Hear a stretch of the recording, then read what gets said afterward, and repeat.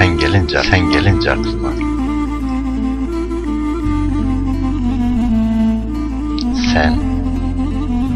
Sen gelince aklıma. Sen gelince aklıma. Attığım adımlar durup gökyüzüne bakıyorum. Gözlerim dalıyor. Gökyüzü gözlerinin rengini arıyor.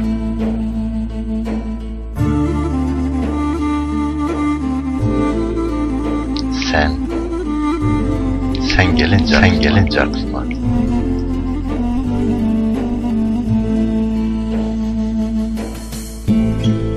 Sen gelince aklıma. Ay batıyor, güneş sönüyor. Sana olan aşkımın ışığı evrene yetiyor. Evren saçlarının rengini alıyor.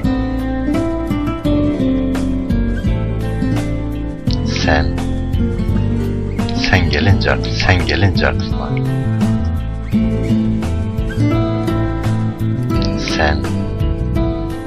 Sen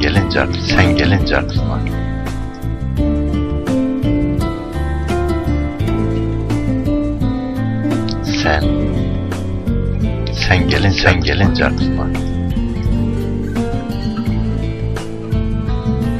Sen gelince aklıma.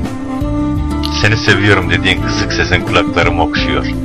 Ve o an seni bir nefeste içime çekip her bir yerim seninle dolup taşıyor.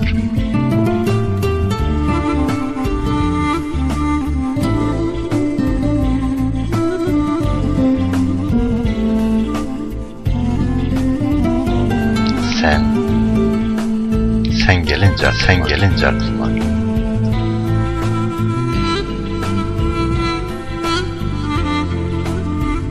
Sen gelince aklıma. Kalbim çarpıyor, tenim yanıyor. Mis kokan bedenine sımsıkı sarılıp senin öpesim geliyor.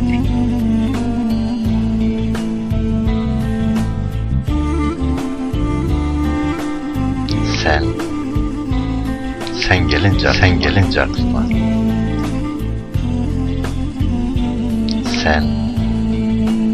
Sen gelince aklıma. Sen gelince aklıma. Sen gelince aklıma. Sen gelince aklıma. Sen gelince aklıma. Sen gelince aklıma. Sen gelince aklıma.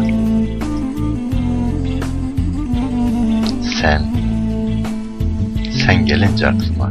Sen gelince aklıma. Sen gelince aklıma.